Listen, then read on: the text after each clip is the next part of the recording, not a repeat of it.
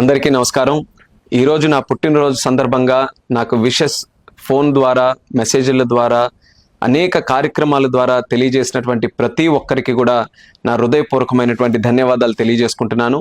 ప్రతి సంవత్సరం ఎంతో ఆసక్తిగా అభిమానించేటటువంటి వ్యక్తులందరూ కూడా జన్మదిన కార్యక్రమాన్ని ఒక మంచి పండగ వేడుకలాగా జరపాలని, ఈరోజు ప్రజలకి ఉపయోగపడే మంచి కార్యక్రమాలు చేయాలని స్ఫూర్తిదాయకంగా చేస్తున్నారు.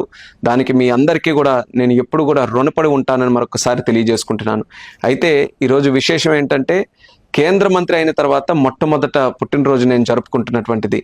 దానికి ప్రతి ఒక్కరూ కేవలం శ్రీకాకుళం జిల్లాయే కాకుండా ఆంధ్రప్రదేశ్ రాష్ట్రం నుంచి, దేశం నుంచి కూడా చాలామంది మీ అందరి తాలూకా గుడ్ విషెస్ నాకు తెలియజేయడానికి ప్రయత్నం చేశారు. అనేక మంది ఫోన్లు చేశారు, అలాగే మెసేజెస్ చేశారు.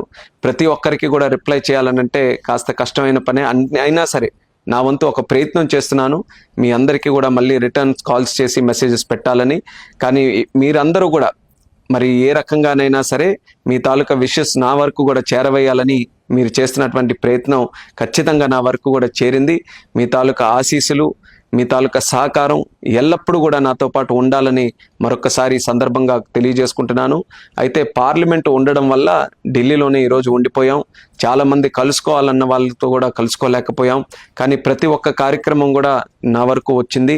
ముఖ్యంగా శ్రీకాకుళం జిల్లాలో మరి అన్ని నియోజకవర్గాల్లో కూడా ఒక మంచి కార్యక్రమాలు, కొన్ని గ్రామీణ ప్రాంతాల్లో అలాగే కొన్ని పట్టణాల్లో కూడా మంచి కార్యక్రమాలు పెట్టి, హాస్పిటల్స్లో అలాగే స్కూల్స్లో రక్తదాన కేంద్రాలు, ఇలాంటి వివిధ కార్యక్రమాలు పెట్టి ఈరోజు చాలా చక్కనైన వాతావరణంలో ఈ కార్యక్రమం చేసినందుకు ప్రతి ఒక్కరికి కూడా అందరికీ మరొకసారి నా తాలూకా ధన్యవాదాలు తెలియజేసుకుంటున్నాను.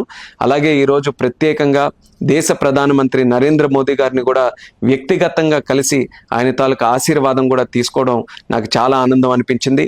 అలాగే మన నాయకుడు నారా చంద్రబాబు నాయుడు గారు కూడా స్వయంగా ఫోన్ చేసి, ఆయన కూడా మీ అందరికీ కూడా తెలిసిందే, నాకు గురువుగా, నాకు ఒక తండ్రిలా, నాకు అన్నీ తానే ఈరోజు ఈ స్థాయి వరకు కూడా తీసుకొని వచ్చినటువంటి చంద్రబాబు నాయుడు గారు ప్రత్యేకంగా ఫోన్ చేసి ఆయన కూడా ఆశీర్వాదం తెలియజేశారు. మరి ఈరోజు మరొక్కసారి నా ప్రజలకు తెలియజేస్తున్నాను, నేనున్నటువంటి పదవి కానీ, నాకు ప్రజలు ఇచ్చినటువంటి బలం కానీ అది ప్రజల కోసం, ప్రజలకి మంచి కార్యక్రమాలు చేయడం కోసం, నాన్నగారి ఎర్రన్నాయుడు గారి తారీఖు మార్గంలో నడిచి ప్రజలకి మంచి చేసే విధంగా నిరంతరం కృషి చేస్తూనే ఉంటానని కూడా ఈ సందర్భంగా తెలియజేస్తున్నాను. మీ అందరూ కూడా మీ సహకారం, మీ ఆశీర్వాదం ఎల్లప్పుడూ కూడా నాతో ఉంచి మరి నాకు మరింత శక్తినిచ్చే విధంగా ముందుకు నడిపించాలని మరొకసారి తెలియజేసుకుంటూ, పుట్టినరోజు సందర్భంగా నాకు విషెస్ తెలియజేసిన ప్రతి ఒక్కరికి కూడా మరొకసారి నా ధన్యవాదాలు తెలియజేసుకుంటూ సెలవు తీసుకుంటున్నాను. Thank you. Me Rammohan Naidu.